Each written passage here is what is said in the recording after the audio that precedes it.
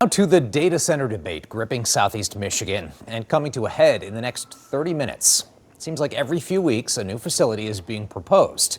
And one of the main concerns of Michiganders is what would happen to the cost of energy if one was built nearby. Well, one of the largest data centers in the country is now planned for Saline Township. And that had people protesting today in front of DTE Energy over power concerns.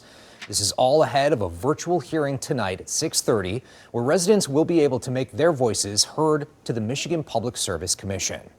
I got a chance to listen to some of the people who will be impacted the most, along with a power systems expert and Michigan's Attorney General, about how they're viewing this potentially historic project. When we look out here, what's going to happen?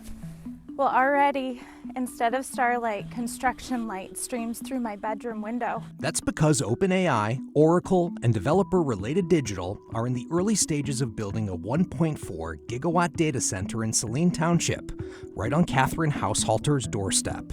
It's just all going to change. We're afraid for our well water, our electric bill. It's just not going to be the house that we were hoping for. DTE would supply the needed electricity. We've heard from DTE that they say it won't raise the cost of utilities. Do you believe that, or what do you think when you hear that from DTE? Of course we don't, and we only have to look at other states and how that's happened, and definitely the customers get saddled with the bill. DTE wants the Michigan Public Services Commission to grant expedited ex parte approval of its special contracts with the AI data center. If granted, this would bypass any investigation or challenge of the terms of the contract by the public or the Attorney General. DTE has said the customer could terminate the deal if it's not approved by December 5th. If this is rushed, people are going to get hurt. Real families are going to get hurt by this. Josh LeBaron lives just 500 yards from the planned AI data center. I'd rather have a nuclear power plant than a data center, because at least that would add to the grid. He too feels like everything has happened quickly. I heard about it vaguely in August. I kind of assumed that the appropriate authorities were taking care of it. And then about 2 weeks ago, I realized that was not happening. And he has an opinion on why Saline Township was chosen. Well, it's a really small rural township with 2,000 people, so legally it's going to be much easier to roll them over. Rabab Haider is an assistant professor of civil and environmental engineering at the University of Michigan. She tells me the electricity infrastructure in Michigan needs upgrading. What kind of costs are we talking about to upgrade our energy infrastructure to be able to handle this? It's a really large cost. And so when we think about the price increases that we've seen over the past couple of years in electricity prices, the vast majority of that actually comes from the upgrades that we're running on our system today. Not AI up to now. Is it possible that an AI data center could go in and their utility rates do not increase? I think it is possible. She says it depends on the contracts being signed. So if a data center says that we're going to build this 1 gigawatt facility and we're going to make sure that we will be paying a certain minimum amount, you have a steady revenue stream that you could basically offset costs of any potential infrastructure upgrades.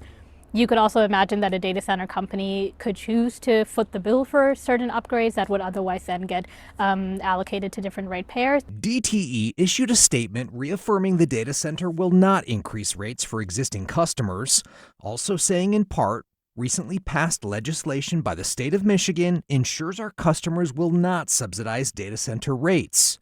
Furthermore, Michigan's regulatory process allows a company to file for ex parte or uncontested approval of contracts if there is no cost of service increase to customers.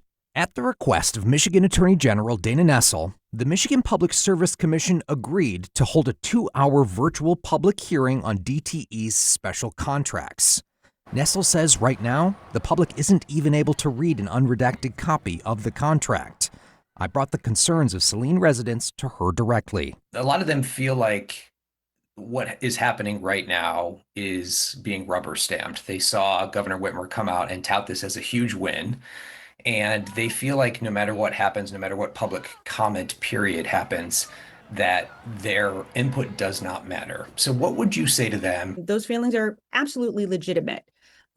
This does appear to be a rush job. It does appear as though the intention of the Public Service Commission is to rubber stamp whatever DTE wants, because I have no other explanation as to why they would not have a contested hearing unless they want to make sure that nobody knows exactly what it is that DTE is asking for. It's a sentiment echoed by Catherine Haushalter. I feel like it's just a checklist of things that they have to do before they can just go ahead anyway and get what they want and put this data center here.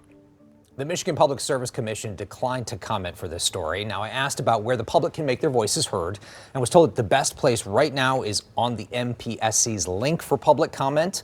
Also, the public is encouraged, as you heard, to attend that virtual hearing, which is taking place at 6:30. Now, we'll see if they end up granting a contested hearing.